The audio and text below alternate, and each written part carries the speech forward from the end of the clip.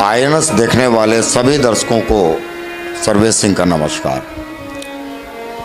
बेहद ही कर्णप्रिय वायलिन से निकलती इस धुन को सुनकर बहुत सारे गीत जेहन में घूमने लग गए होंगे।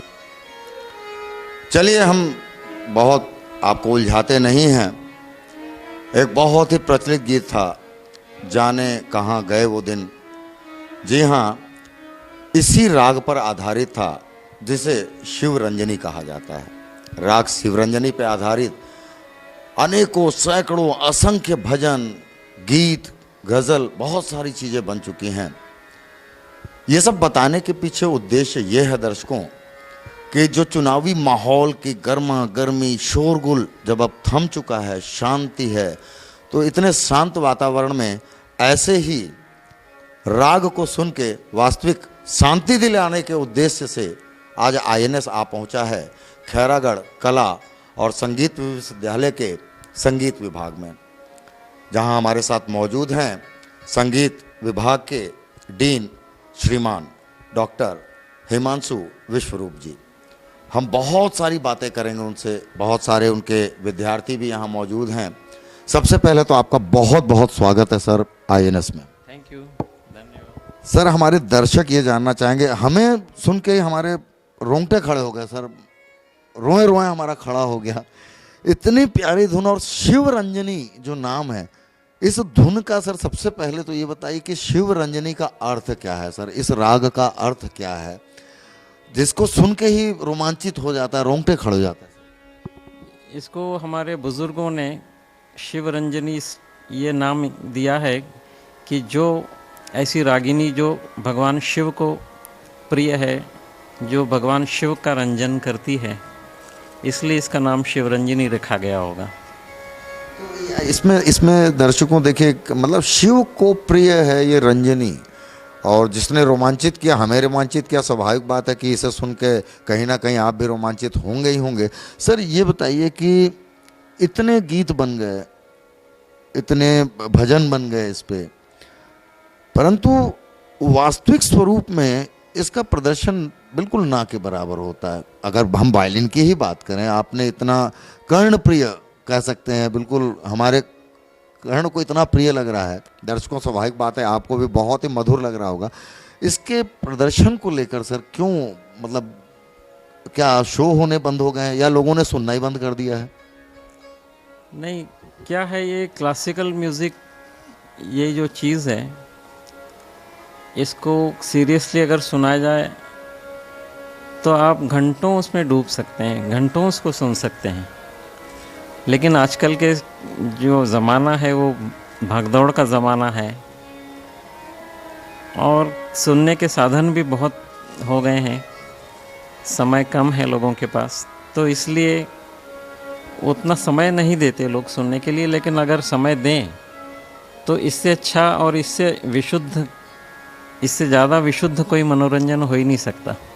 ये बहुत ही साफ और बिल्कुल स्पष्ट लहजे में प्रोफेसर हिमांशु जी ने ये स्पष्ट किया है कि आज आधुनिकता ने गीत और संगीत को पता नहीं कहाँ पहुँचा दिया है।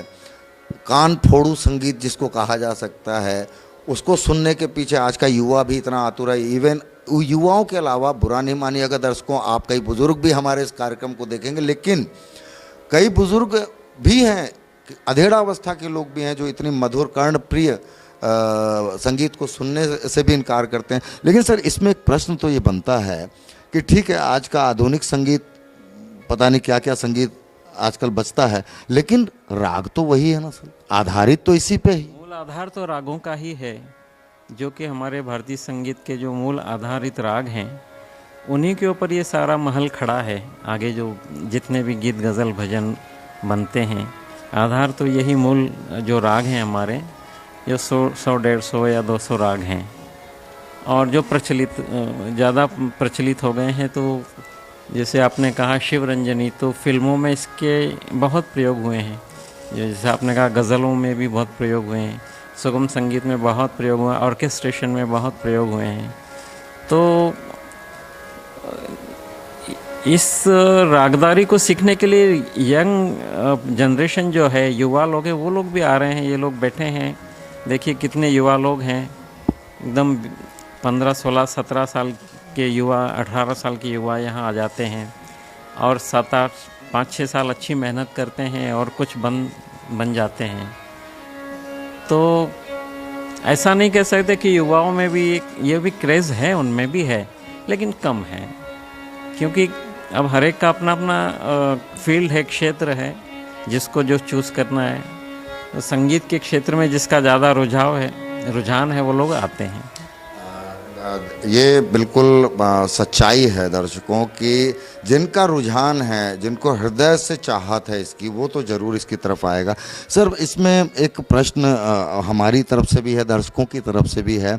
आज भी कई ऐसी धुनें हैं, कई ऐसे राग हैं जिसमें इंसान अगर शांति की तलाश में हो, सुकून की तलाश में हो, तो क्या कुछ ऐसी धुनें हैं अभी भी जीवित, जिनको सुन के इंसान कम से कम अपने आप को एक राहत के रूप में महसूस कर सके, मन मस्तिष्क को शांत कर सके?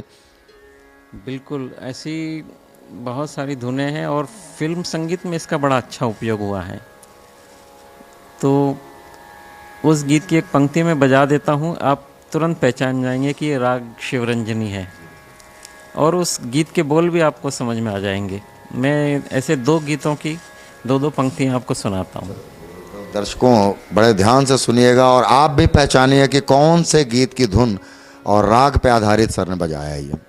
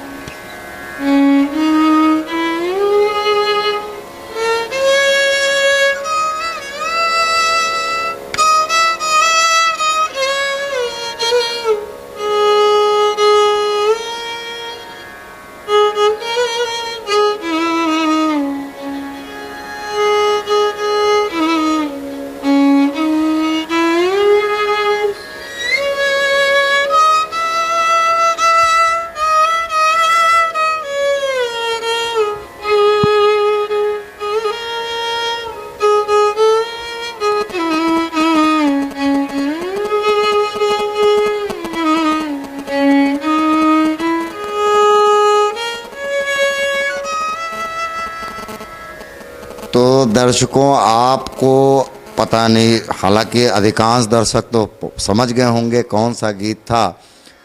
जाने कहाँ गए वो दिन, कहते थे तेरी याद में नज़रों को हम झुकाएंगे, चाहे कहीं भी तुम रहो तुमको ना भूल पाएंगे। तो ये थे डॉक्टर हिमांशु जी, और एक धुन दर्शकों ये और सुनाएंगे।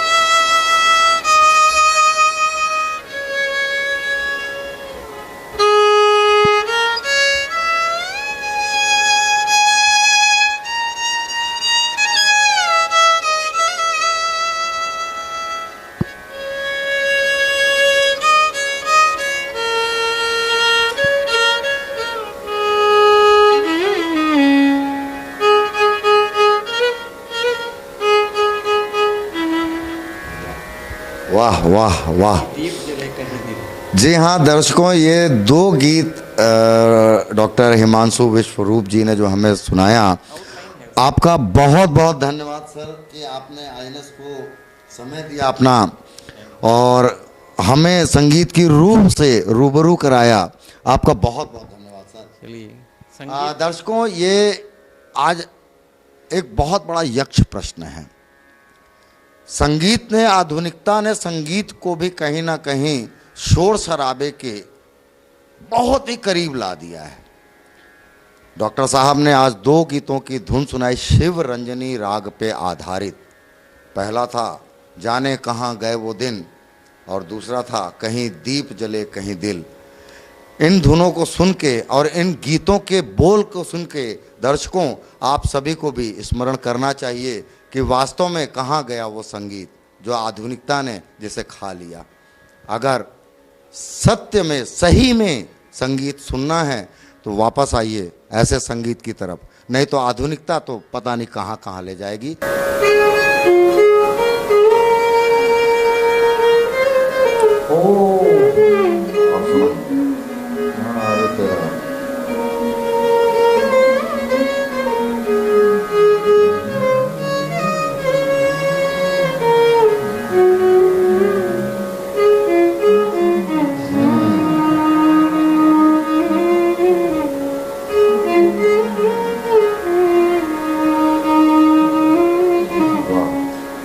बने रहिए आईएनएस के साथ, सर्वेश सिंह के साथ, ऐसी ही कुछ हल्की फुल्की फुहारों के लिए।